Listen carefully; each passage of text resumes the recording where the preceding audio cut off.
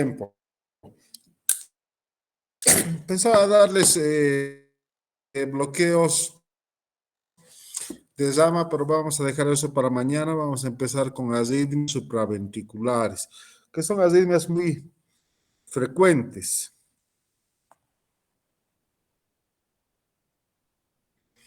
Y de la taquicardia sinusal, la taquicardia sinusal significa una arritmia cuando la frecuencia cardíaca es mayor a 100 latidos por minuto. ¿Quién me dice causas de taquicardia sinusal?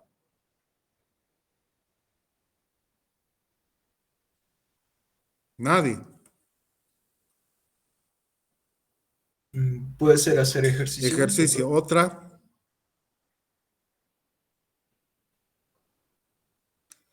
Los estados de ansiedad, del alcoholismo, la tirotoxicosis, la anemia, la fiebre son causas de taquicardia sinusal, ¿no? Y muchas veces los pacientes consultan por taquicardia, por ejemplo, secundaria anemia, pero el tratamiento básico tiene que ser la corrección de la anemia, no darle, por ejemplo, un beta bloqueante. Existe otro tipo de arritmia supraventricular que es la entrada sinoauricular, en la cual el estímulo va a ser un circuito a nivel del nódulo sinusal. Tenemos otra arritmia que es la taquicardia auricular ectópica, en el que el estímulo del corazón no nace del nódulo sinusal, sino que puede aparecer de algún otro foco automático que puede estar localizado ya sea en la aurícula izquierda o en la aurícula derecha, ¿no? Tenemos el fláter auricular, ¿no? En la cual el estímulo va a ser un circuito alrededor de las aurículas, generalmente de la aurícula derecha, y se va a caracterizar por la presencia de ondas F mayúsculas. Y la arritmia más frecuente es la fibrilación auricular, ¿no? En la que diversos estímulos parten de la aurícula, a veces con una frecuencia de hasta 600 por minuto, pero obviamente los 600 no pueden atravesar el nódulo auriculoventricular, lo harán la mitad, ¿no? 300. Y vamos a ir viendo cada una de estas. Y por último también tenemos la taquicardia paroxística supraventricular, en el que el circuito se hace a nivel del nódulo auriculoventricular. Vemos la taquicardia sinusal, entonces entre sus características tiene una frecuencia cardíaca auricular que va entre 100 a 180 por minuto. Esto es importante, es una taquicardia regular, ¿sí? Al estímulo carotídeo, la frecuencia cardíaca va a disminuir. La etiología, hemos comentado la fiebre, la deshidratación, el dolor, estímulos simpáticos, la isquemia, el hipertiroidismo, pacientes con enfermedad pulmonar obstructiva crónica, la hipovolemia. Y el tratamiento va a ser de la causa desencadenante. Acá estamos viendo un trazado de taquicardia sinusal, en la que estamos observando que, vamos a poner láser mejor para que puedan ver mejor, que el estímulo está partiendo del nódulo sinusal, pero lo hace con una frecuencia cardíaca mayor a 100 y ese estímulo pasa al nódulo auriculoventricular y permite la contracción. Entonces, en el trazado es una taquicardia regular, hemos indicado con una frecuencia cardíaca entre 100 a 180 por minuto. Por el contrario, cuando la frecuencia cardíaca es menor a 60, hablamos de bradicardia sinusal, como se observa en el trazado. La taquicardia auricular multifocal es menos frecuente. La frecuencia auricular va entre 100 a 130 latidos por minuto y como su nombre lo dice, son focos ectópicos diferentes a nivel auricular que van estimulando el corazón. Se asocian frecuentemente a patología pulmonar, es decir, a los pacientes que fuman mucho, pacientes que han trabajado en la mina y generalmente en su evolución van a llevar a la fibrilación auricular. Entonces, su fisiopatología es por un automatismo anormal de diferentes puntos auriculares. Criterios para su diagnóstico: frecuencia cardíaca mayor a 100 latidos por minuto, ondas P con 3 o más morfologías, es decir, son diferentes. El intervalo entre una onda P y la otra onda P, el intervalo PR y RR son variables. Después, el diagnóstico diferencial se hace con la fibrilación auricular. Acá estamos viendo la taquicardia auricular multifocal. El paciente, como ustedes pueden ver, está cianótico. Diferentes puntos de actividad ectópica a nivel auricular van llevando sus estímulos al nódulo auriculoventricular, pero obviamente no todos estos van a ser transmitidos. Hemos indicado que las ondas P van a ser de diferente morfología. Esta onda P no es igual a esta. Y el intervalo PP también va a ser variable. Este intervalo PP es diferente a este otro. Y existen P's de diferentes morfologías. Esta onda P es negativa, esta onda P es positiva. Taquicardia auricular multifocal. Una arritmia que generalmente se encuentra y se observa en personas jóvenes, como ustedes, digamos, es la taquicardia paroxística supraventricular, dentro de la cual la más frecuente es la taquicardia por reentrada nodal y que no necesariamente implica una alteración anatómica.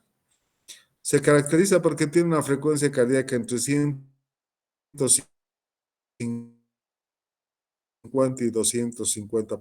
Al estímulo carotídeo, lo que podemos observar es el cese abrupto de la arritmia o no puede tener efecto. El paciente puede manifestar palpitaciones de inicio súbito, por eso se llama paroxística. Ocasionalmente pueden acompañarse de angina de pecho o síncope. Al estímulo vagal hemos dicho que el estímulo vagal puede ser el masaje carotídeo, que es lo que hacemos frecuentemente, la compresión ocular, que básicamente ya no la realizamos, o la maniobra de Valsalva. Y acá estamos viendo el nódulo auriculoventricular y un circuito desde entrada, con una vía rápida y una vía lenta, ¿no? Y pueden haber estímulos que parten del nódulo auriculoventricular hacia las aurículas, impulsos retrógrados. Y el trazado sería una taquicardia, como ustedes están viendo, regular. En la quisca sí estamos viendo una P que precede al complejo QRS negativo, pero en la mayor parte de los casos la onda P no se observa, está dentro del complejo QRS. Y este trazado sí ya tiene la mayor parte de las derivaciones y están observando, primero, ¿tiene onda P o no tiene onda P? ¿Ven onda P? Chicos, no se Sí, doctor. ¿Dónde ven una onda P? No sé sobre una onda P clara. ¿Esta taquicardia es regular o es irregular? Regular, ¿verdad? Entonces una taquicardia paroxística supraventricular. Y entonces hemos dicho el control puede ser por estímulo vagal o por medicamentos. ¿Qué medicamentos podrían controlar esta taquicardia? ¿Cuáles conocen?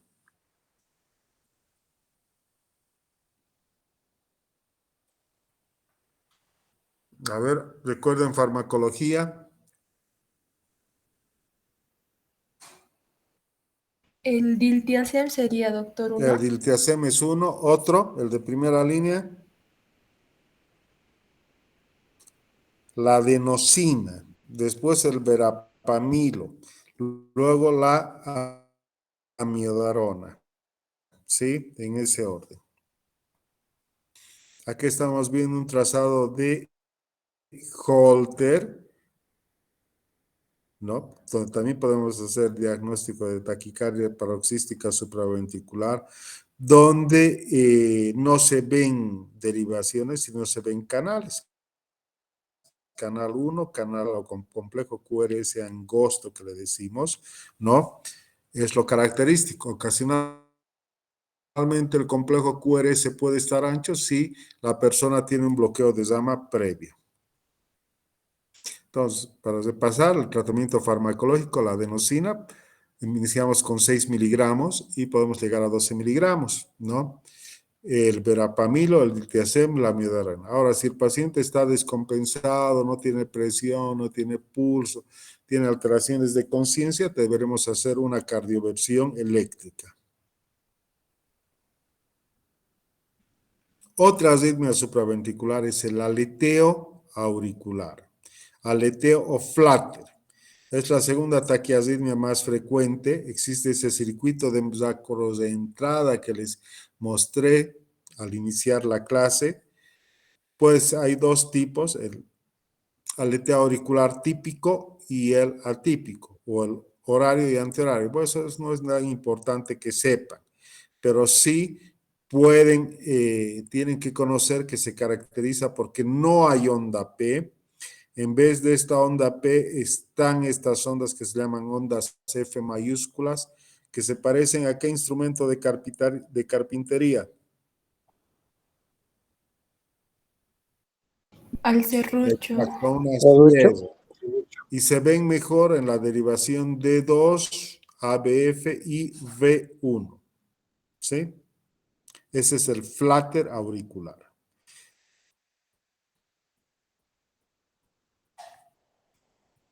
Entre las características electrocardiográficas vamos a tener que la frecuencia cardíaca auricular, es decir, esas ondas F mayúsculas que han visto, pueden estar con una frecuencia cardíaca entre 250 a 350 por minuto.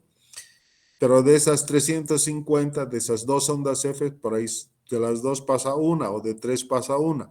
Por eso se llama con conducción 2-1, 3-1, 4-1. Si hacemos estímulo carotídeo, la frecuencia cardíaca va a disminuir.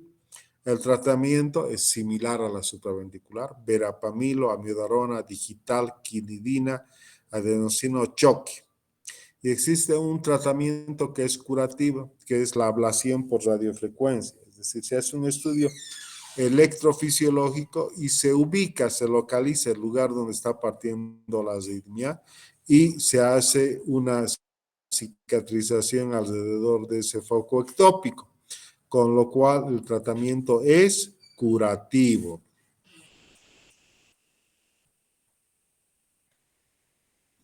Acá sí tenemos el electrocardiograma de un flutter auricular típico, ¿no?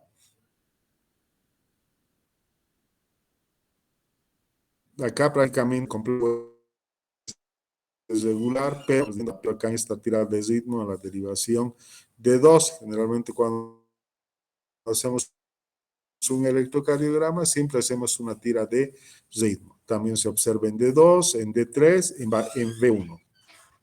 Flutter auricular. Pero sin duda la arritmia más frecuente es la fibrilación auricular, ¿no es cierto? Aproximadamente después de los 80 años, hasta un 10% de la población puede tener fibrilación auricular. Y existen múltiples causas que nos pueden llevar a la fibrilación auricular.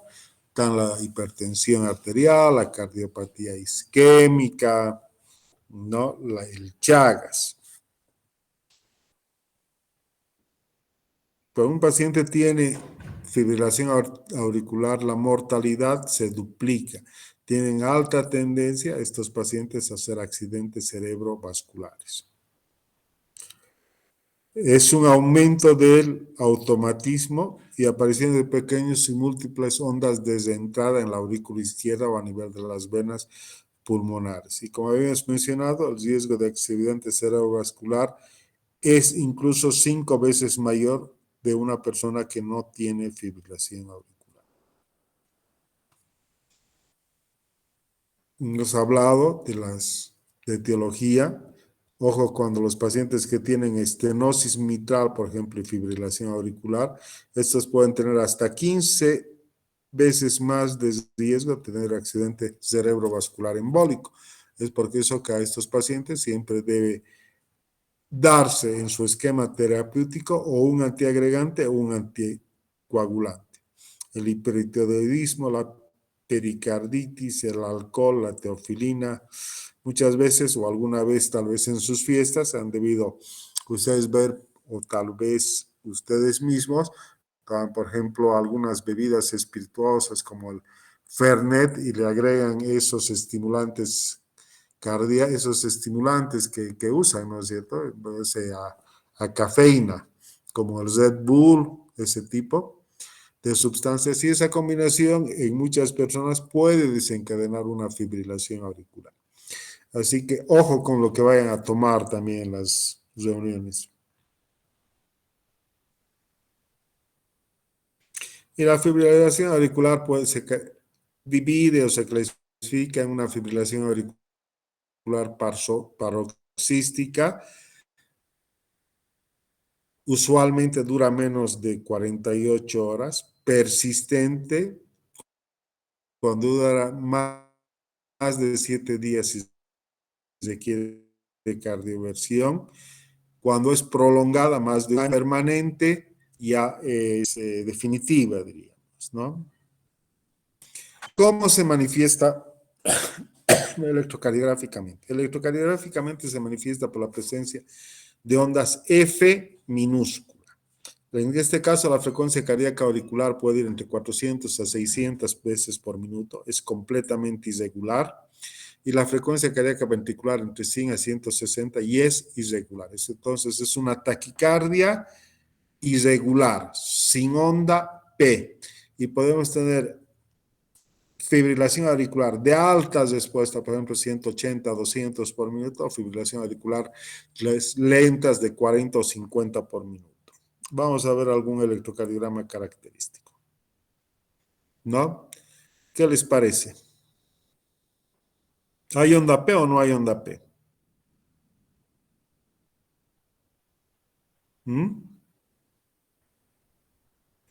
¿Ven alguna onda P? No, doctor. No. ¿Cómo son los complejos QRS? ¿Son regulares o irregulares? El intervalo RR. El espacio entre un QRS y otro QRS, ¿es regular o es irregular? Irregular. Irregular. Entonces esas son las características. No se ven las ondas F minúsculas, pero vamos a ver. Acá estamos hablando de la fibrilación auricular paroxística. Ustedes ven inicialmente PQRST, PQRST, pero de pronto desaparece la P y empieza un ritmo mucho más rápido sin onda P. Con estas ondas pequeñitas son estas ondas F, estas que ven acá. Entonces se llama fibrilación auricular paroxística, es decir, de inicio súbito. Otra arritmia es el Wolff-Parkinson-White, que debe su nombre a 3 investigadores, el señor Wolff, el señor Parkinson y el señor White, ¿no? Europeos, ingleses, que hace más de 100 años se interesaron porque vieron personas muy jóvenes que presentaban episodios de palpitaciones y de síncope. Y les hicieron electrocardiogramas y descubrieron esta arritmia que se caracteriza por que puede tener una frecuencia cardíaca auricular entre 150 y 250 por minuto. Tiene intervalo PR corto. Si tiene intervalo PR corto, estamos hablando de ¿cuánto? ¿Menor a cuánto? Menor a 0.12. Menor a 0.12 de segundo o menor a 120 milisegundos. Es lo mismo. Se caracteriza por la presencia de una onda delta que precede al complejo QRS y hace que éste se ensanche. Y el tratamiento es similar a la taquicardia paroxística supraventricular, ¿no? Y el tratamiento curativo es ese que habíamos mencionado para la paroxística supraventricular, que es la ablación por radiofrecuencia. Y estos son los 3 señores que les había mencionado, que descubrieron esta arritmia en 1930, ya van a ser casi 100 años, ¿no? En 11 pacientes jóvenes que sufrían ataques de taquicardia y que se asociaban electrocardiográficamente a un intervalo PR corto. Y se caracterizaba porque la excitación, la conducción no se veía el trayecto normal, sino que había una vía anómala, como están viendo en la imagen A, que conectaba la aurícula con el ventrículo, es decir, el estímulo no pasaba por el nódulo auriculoventricular, sino lo hacía a través de un haz anómalo, y las más frecuentes se llama haz de ¿Qué se llama este haz?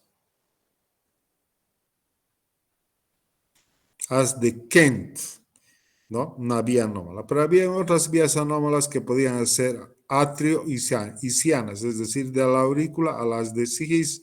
Otra que podrían venir del nódulo A o B al ventrículo. Otra del His al ventrículo.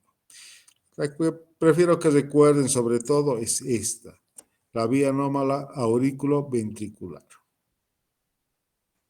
Y ustedes están viendo acá el corazón, que normalmente debería bajar en este sentido por el nódulo AB, pero en este caso lo hace por la vía anómala y va a excitar en forma prematura el ventrículo, por eso se llama preexcitar, y dependiendo del grado de penetrancia, puedo hacerlo en una pequeña parte del ventrículo o en una gran parte del ventrículo. Y eso va a hacer que esta excitación genere esta onda delta, un intervalo PR corto, porque no está pasando el estímulo por el nódulo AB, y que el complejo QRS se ensanche. Entonces, intervalo PR corto, complejo QRS ancho y onda delta. Esas son las características. Acá nuevamente estamos viendo esta vía anómala, aurículo-ventricular derecha en este caso, intervalo PR corto, onda delta. El peligro es que a veces estas arritmias, por ejemplo, si se acompañan de fibrilación auricular y de Wolff-Parkinson-White, puede generar arritmias muy rápidas y puede generar incluso síncope o muerte súbita, ¿no? Algunos pacientes deportistas, incluso que no conocen de que tienen una patología de esta, están haciendo actividad deportiva.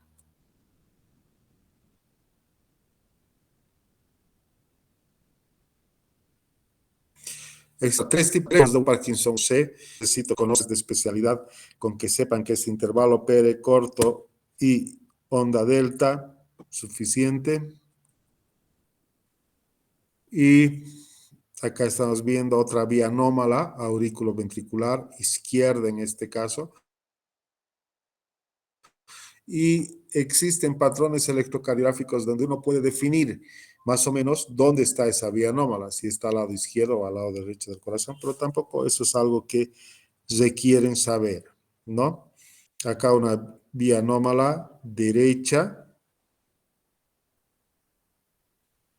es el tipo Wolff-Parkinson tipo A y el tipo B, ¿no? Ambas con intervalo PR corto y complejo y onda delta. Y además, este Wolff-Parkinson-White puede generar taquicardias por reentrada con la vía anómala. En este caso, si ustedes siguen la flechita roja, el estímulo baja por el nódulo auriculoventricular y retorna por la vía anómala. Eso se llama taquicardia auriculoventricular ortodrómica. Pero puede retornar, pero puede bajar en forma contraria y se llama antidrómica. Donde mejor se ve en este electrocardiograma la onda delta es en D1 sobre todo, ¿verdad? Y en ABL, ¿sí? Vamos a buscar otro electrocardiograma más. Acá es lo que les había mencionado, una fibrilación auricular con Wolff-Parkinson-White. Los estímulos auriculares están pasando por la vía anómala, por eso tiene una taquicardia de alta respuesta, que incluso puede hacer pensar que estamos ante una taquicardia ventricular o una fibrilación ventricular. Vemos algunos electros. Vamos a buscar alguno que sea como para ustedes. Este, por ejemplo, ¿qué arritmia es? ¿Quién me dice?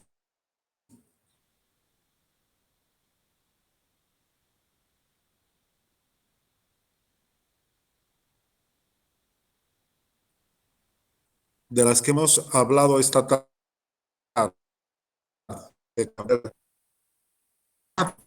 Una fibrilación auricular. Okay. No. Están viendo estas onditas, ¿verdad? Hemos dicho a qué se parecen estas ondas. Se escuchó. Sí, ¿y en qué arritmia se ve eso? Aleteo auricular. Eso, esto es un aleteo auricular o un flutter auricular. Y tienen, por ejemplo, 1, 2, 3, 4 ondas F mayúsculas y una conduce. Acá 1, 2, 3 ondas F mayúscula y una conduce. Entonces, con conducción 4, 1. Así se ve el flutter auricular. Y acá, ¿qué ha pasado? Este es un holter. 3 derivaciones. ¿Qué estamos viendo? P, QRST, P, y de pronto no hay P, ¿no es cierto? Existe una pausa larga. Eso se llama un paro sinusal. Es decir, no ha salido el estímulo del nódulo sinusal. Esta arritmia podemos observar en la enfermedad de Chagas y es una frecuente indicación de implante de marcapaso. ¿Qué arritmia es esta? ¿Tiene onda P o no tiene?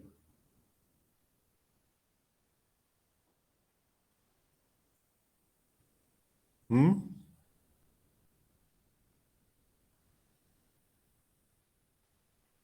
No. No. ¿Es una taquicardia regular o irregular? Irregular. Irregular. Entonces, ¿qué es esa arritmia que no tiene onda P y es irregular? Fibrilación auricular. Exactamente, fibrilación auricular. Vean estos espacios más largos, acá más cortitos, más cortitos. No se ven muy bien las ondas F minúscula, pero es una fibrilación auricular de alta respuesta. ¿Qué arritmia es esta?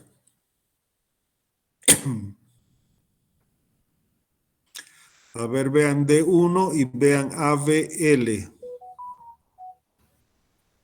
B4, B5. ¿Qué les parece?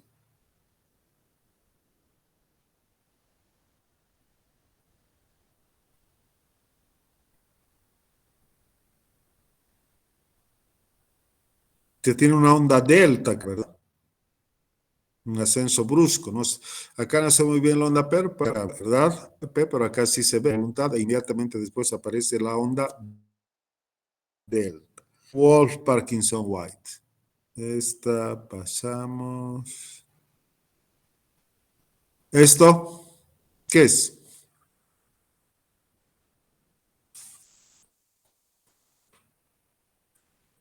Vamos a buscar esto. Esto, ¿qué es esto? ¿Qué arritmia es? Tiene una frecuencia cardíaca casi de 200 por minuto. ¿Ven onda P o no ven?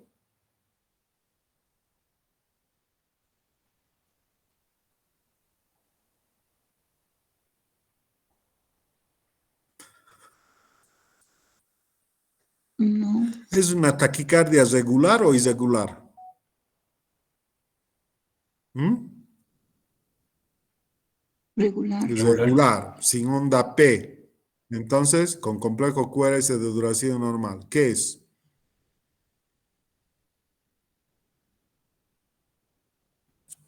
Una taquicardia paroxística, tal Es vez. una taquicardia paroxística supraventricular.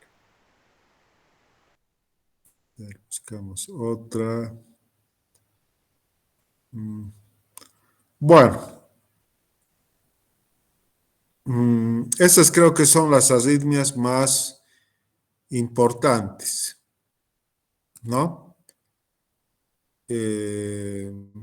Supraventriculares y esas las que tienen que conocer. ¿Sí?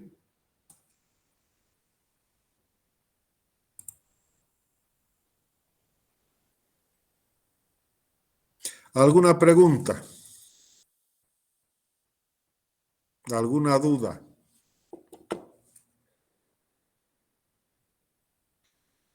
Entonces, arritmias supraventriculares, la fibrilación auricular, las extrasístoles supraventriculares, la taquicardia auricular ectópica, la taquicardia multifocal, el flutter auricular, la fibrilación auricular, la taquicardia paroxística supraventricular. ¿Está?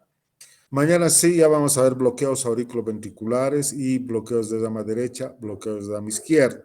También quería mencionarles que yo creo la tercera semana de marzo, o la cuarta, va a haber un curso de electrocardiografía auspiciado por la Sociedad Boliviana por la Sociedad Cochabambina de Cardiología, donde si quieren reforzar un poquito más sus conocimientos de electro podrían asistir. Yo creo que va a ser en las noches, pero vamos a ver la forma de que puedan tener permiso, digamos, ¿no es cierto?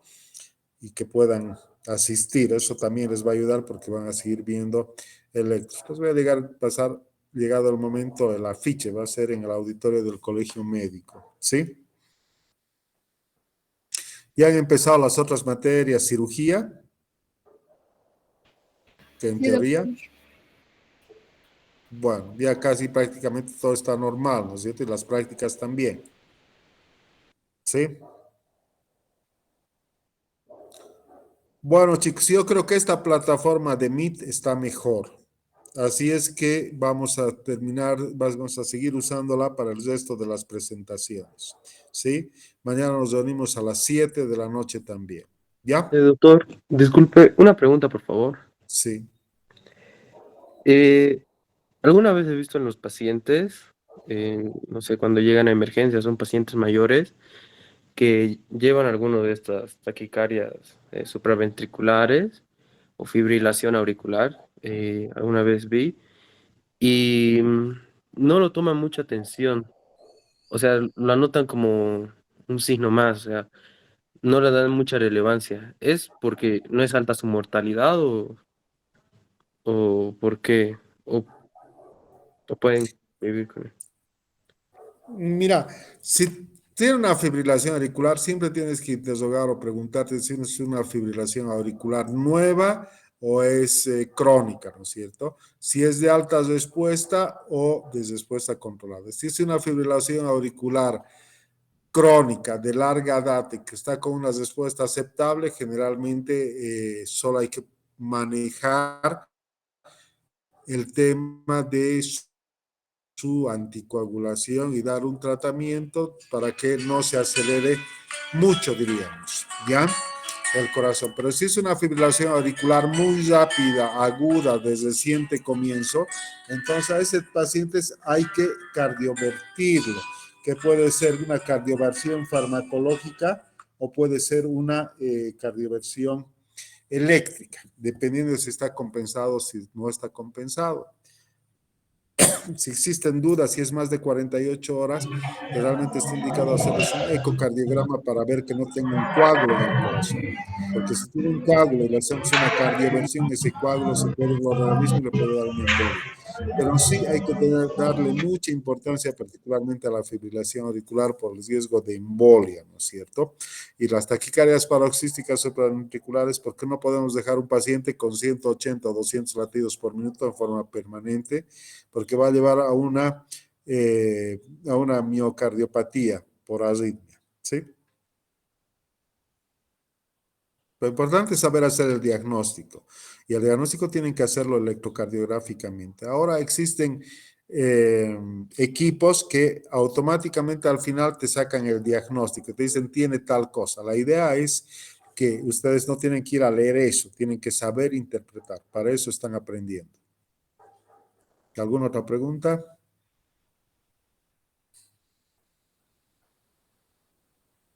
Bueno, si no hay más preguntas, damos por finalizada la clase y nos vemos mañana, ¿ya? Chao, chicos, se pasen eso.